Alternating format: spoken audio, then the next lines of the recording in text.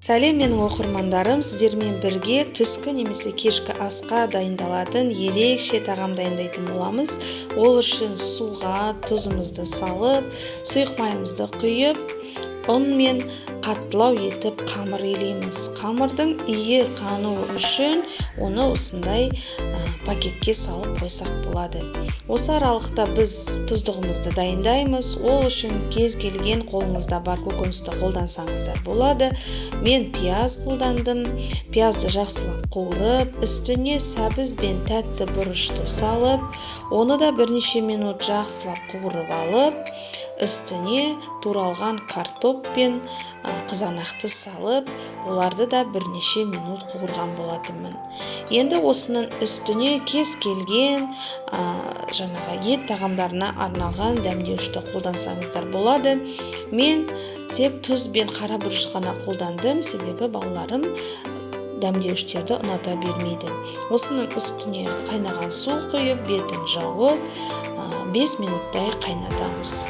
Осы кезде біз қамырымызды жайып, осылай дөңгелектеп кесемен кесіп алып, алдын ала жасап қойған салмамызды фаршқа пиязды уақтап турап, дәмдеуіштерді тұзды салып араластырып, барлық дөңгелектің үстіне салып шығамыз да осындай 3 бұрышты етіп түйіп шығамыз. Жасалу жолы өте жылдам. Мен бір қолмен жасап тұрғасын баяу жасап тұрмын. Ортасын ашық қылып жасап, енді қайнап тұрған картоптың үстіне бірінші қабатына осылай барлығына салып шығамыз.